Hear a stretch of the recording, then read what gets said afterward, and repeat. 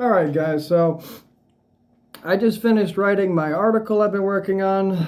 Um, when I write an article, generally what I have to do is actually kind of minimize it. I get far too into detail, far too into depth. So when I finished writing this article, the first draft, it was 22 pages without any pictures, and the conclusion of the article that I got all kind of narrowed down now, minimized. It's minimized down to just 6 pages, including pictures. Now this one is basically it's about tri-MLT. It's a breakdown and deep dive into what tri-MLT is made of, what goes into it, why I support this particular supplement, what it is, the founder, literally all of the natural ingredients and what each one of these does and how they work synergistically together. And the reason I did this is because, per usual, I don't promote, support, or even talk about things really unless I support them. So this supplement I like. I'm currently taking it. I just had a couple of my clients start taking it. But of course, before I do anything like that, I spend a lot of time researching it. So I've been researching this one for a little over a month.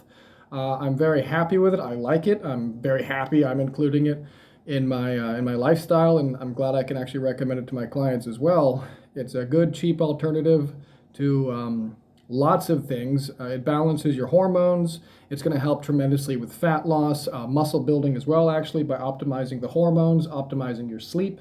And again, I won't bore you guys. If you get bored, I don't want to sound like I'm selling something, but if you guys get bored, check out my article on tri-MLT. It's on my Substack. I'll link it maybe in the description of this video or something if I remember to. If not, you know where my Substack is. It's linked in the description, so just, go through there.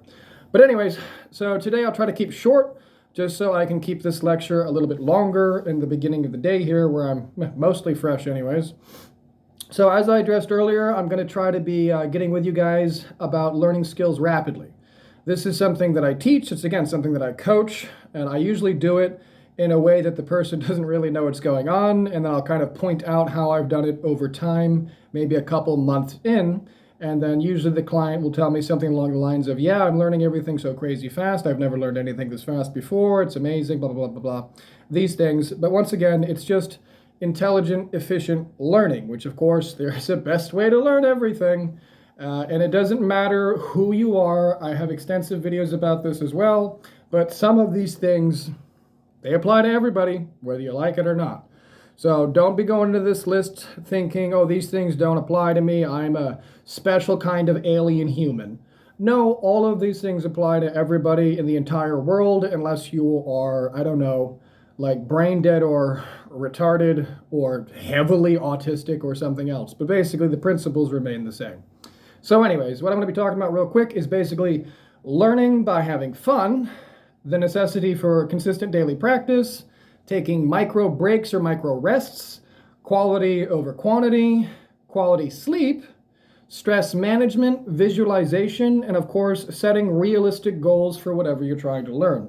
So anyways, getting into it without any further ado, let's just keep this simple. This is how skill acquisition goes in a nutshell.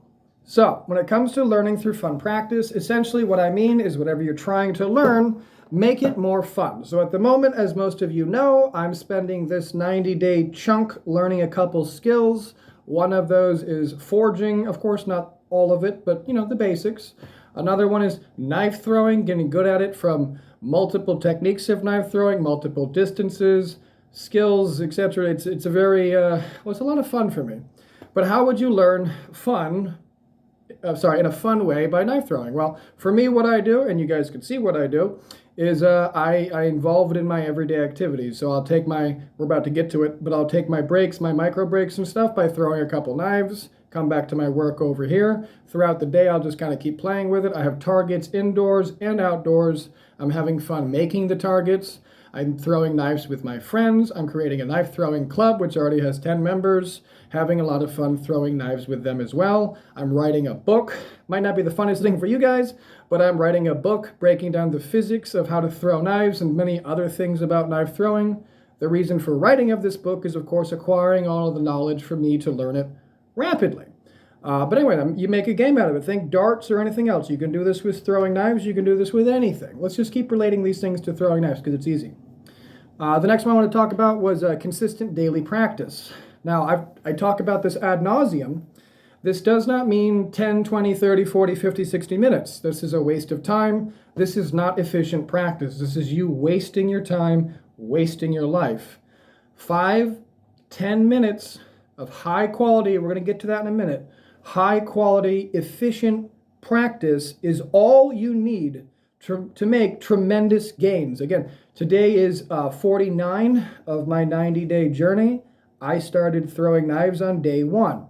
Day 1, I spent 10 minutes practicing. I think I only stuck like 5 knives at the most, and it was horrible. It was from a foot away, you know?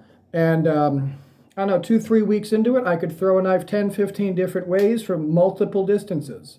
Keep going into it. I bought some nice sets of throwing knives. I bought some nice targets. I've made some nice targets. I'm doing all kinds of combat throwing, literally rolling around, jumping around, doing push-ups, abdominal crunches, workouts while I'm throwing knives. While I'm jogging, I'll be throwing knives. When I go to the kava bar, I get a kava, I'm smoking weed outside, I'm throwing knives at a telephone pole. It's consistent daily practice, and it's also made fun. But let's get to the micro rest now. So what I used to do, well, it doesn't matter. So here's an effective way to throw knives. Get 3 knives, you throw it, you learn what happened. Did it over-rotate? Did it under-rotate? Did it leave your hand floppy? Did you not run your knife along your finger along the knife spine, etc.? Whatever it was that you had to notice. Recalibrate, try it again. Recalibrate, try it again. Then just stop for 10, 12, 15 seconds and just kind of zone out. Don't think about the knife throw. Don't think about how you screwed it up, how you made it better. Don't think about anything. Just try to completely zone out. Focus on your breath, the raw physical data of your breath. Make sure you're breathing very relaxed and slow. Maybe take 1 or 2 breaths, just nice and slow breaths. Go grab your knives, try it again. Now in that 10 or 15 second interlude, however long it was, something along those lines, that's a micro rest. And in that time, if you're zoning out, your brain is essentially running simulations 20, 30 times of you doing those knife throws. Your brain is redoing it again and again and again, essentially, and we're going to get to this, but visualizing it again without you having to do anything. Your brain is basically like running these simulations for you. Then the next time you go to throw the knife, you're going to be better at it. Now, moving forward to quality over quantity, that only matters, again, if you're focusing on the quality aspect. So as I've already alluded to, when I'm speaking about quality, I'm not standing here going, oh, I hope it sticks. No. I take videos of myself throwing. I analyze my form in slow motion. I read and research multiple materials, multiple dimensions of this thing. So I'm learning about the physics, learning about how to make a knife, the differences in weights, difference in kinetic energy, lever loading, throwing from a half spin or a full spin, instinctive distances, multiple ways, underhand, overhand. All of these things compound my knowledge and make me substantially better at the thing. But again, it goes back to quality. So 1, 2, 3. Do your best to get those 3 perfect. Take a break. Let your brain run the simulation. Quality again. 1, 2, 3. Control yourself. They don't have to be fast. Think about what you're doing.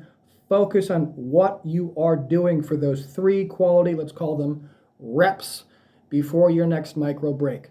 Learn from your mistakes. Learning from your mistakes is just as important as learning from your wins, if not more important. And that's because your brain only learns when it makes errors.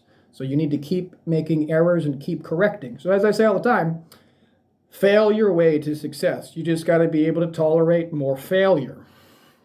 Next would be quality sleep. Now this kind of sort of goes in line with the micro rest, but not really. I don't want to get into the neurology of it too much. But long story short, adequate sleep, and again, I apologize if you've heard this before, but 1 full sleep cycle is 4 stages of REM sleep, 1, 2, 3, and 4. This takes 90 minutes. Most people require 5 sleep cycles or possibly 6, depending, to have adequate sleep. These sleep cycles should not be interrupted. An alarm is going to interrupt them before you even ask. So don't use alarms. Wake up naturally. That's it. Moving forward to how this helps, essentially. When you sleep correctly, just to keep it simple, I mean, this is very simplified, but when you're sleeping enough and you have a healthy body, let's just say those 2 caveats are kind of necessary, but even without like having a healthy body, having a healthy body, got a healthy body, healthy brain, you will, next day you're throwing knives, be about 30% better at those movements you learned, or even better than that. And this is without any additional practice besides the 5 or 10 minutes of quality practice you did. And that's because while you're sleeping, your body is literally building the neurological connections and bridging the synapses to perform that movement more efficiently.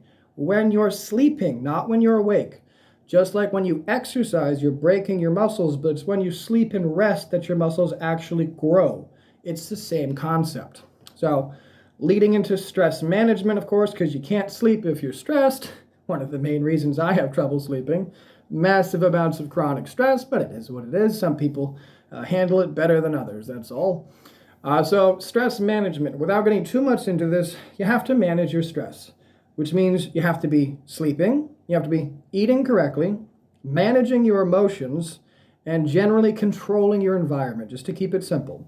If you are in control of your environment, even if things don't go the way you want to go outside of your environment, it's okay, because within your bubble or within your environment, you are in control. What do I mean? Just to elaborate, if you have people calling you with your drama, hang up on them. If you have people texting you some drama, some nonsense, don't respond, don't look at it. Don't go on social media if you can't help yourself. If you're having trouble scrolling, you keep looking at all these people, you're posting left and right, stop doing it. This is not controlling your environment, it's not controlling your brain.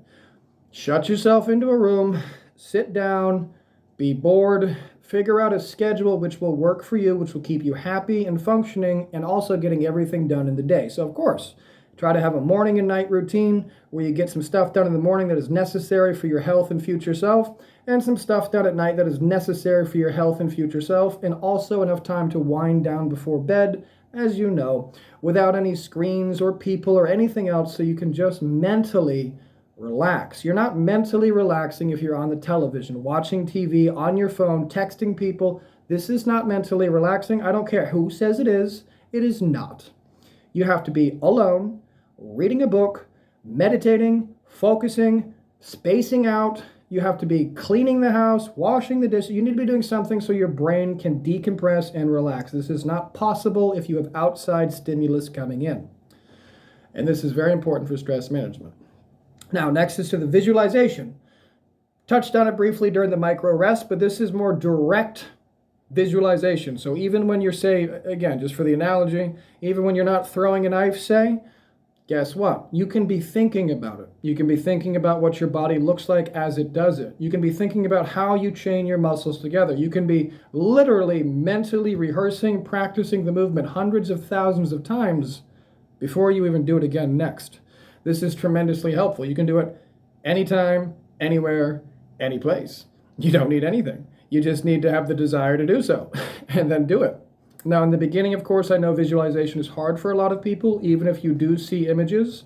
A lot of people, by the way, I think about 20% of people, it might be 25, I apologize, I forget, they don't see visually. They don't have the ability to visually see. A lot of people don't even have an internal monologue. Kind of crazy, right? I have maybe too much going on in here. So, long story short, if you're having difficulty visualizing in the beginning, work on it. It most certainly does not mean you're one of those people who cannot see images in your head. Everyone technically has the capacity. It's just some people have a much easier time accessing it, and some people have to work exceptionally hard to do so.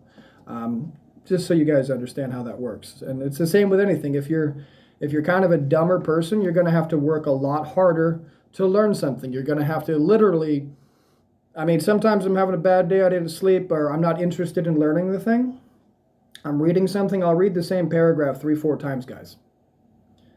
And I still didn't get it. So guess what I do? I write the entire paragraph out once or twice. Then I rewrite it in my words. Then I read it out loud. Now, does doing all of this make you feel like a moron? Sometimes. But it makes the information stick. Most people are just too lazy to keep hammering. I refuse to stop till I got what I want. That's how I approach things. And then finally, this would be setting realistic goals. As mentioned, this is pretty obvious, but I'm not going to start my knife throwing from 10, 15 feet away, whipping a Bowie knife at a target. This is a really good way to probably kill some old lady walking by. This is not going to happen. You're going to start a foot from the target. You're going to start with a, specialized throwing knife, hopefully, if you can. I mean, I didn't, but you're going to start with like a specialized throwing knife, hopefully. You're going to start with some instruction. And these are your realistic goals. Today I'm going to practice 5 minutes. I want to stick a knife one time correctly. The next time you go to practice your knife setting, well, if you did things correctly, you'll be 30% better because you slept. You'll have taken some micro breaks, so you'll definitely have learned. I won't rehash things, but you get the idea. So, next realistic goal would be, well, today I want to get 5-10 good sticks. The next day, I want to get 5-10 good sticks in the bullseye. The next day, I want to back up another foot. The next day, I want to back up 3 feet. Thinking a month out. In a month's time, I would like to be able to stick the bullseye from 5 feet away. These are realistic goals. This isn't, I'm going to be able to throw knives like a ninja within a month. This is highly unrealistic. This doesn't make sense. You're going to end up beating yourself up because you're not amazing. Also, likewise, if you're practicing very poorly, getting no results, you're going to beat yourself up because you're not amazing. That's why it's important to do things in these kinds of steps. But anyways, I hope this helps, guys, and I'll try to keep the rest of my day kind of consolidated. Works for me anyways, because doing all this filming is actually kind of difficult. But just a reminder, guys, all of these topics that I cover and keep covering in these videos, I have hundreds and hundreds of other YouTube videos specifically about these topics, very long videos. I've written many articles about any of these topics, and I have almost all of my books, 9 of them, talk about these things, skill learning, but via exercise, breathing, and other things. But you get the idea, guys. Intelligently, effectively, do everything in your life. We only got 24 hours, and we all got the same 24 hours. Do you know why I'm so much more effective than you? Why I'm so much faster and better and get so much more work done in a single day than you could ever dream of doing in a week? It's because of this reason. This is how I can have clients the entire day, run my businesses, my multiple stores, multiple streams of income. This is how I can write articles weekly, keep producing YouTube videos, keep up with my friends, and keep doing everything else I do, which is a lot, and I make it look easy. And I do it all in a day. So think about it, guys. You've probably been learning things wrong, and it's really holding you back. Just like for those of you who have not learned intelligent exercise or biomechanics, you have not learned intelligent respiratory techniques and breathing patterns yet, you have not learned how to correct your microbiome or your hormones. You're going to suffer. It's going to be considerably harder for you because you don't feel like educating yourself. Bite the bullet, learn first, apply intelligently, make 100 times faster progress. This is the intelligent way to do things. This is what I teach. This is what I wish more people would do, thinking from a first principle basis, building up their knowledge base. Unfortunately, it's a little bit harder to do this. The good news is everybody in the world is so weak-willed, weak-minded, pathetic, non-player characters, it's really easy to stand above these people because they're so pathetic. So start standing up above these people, start doing better, start expecting better, have higher standards of yourself, and start applying these techniques to all of your life. It's going to make it a lot better.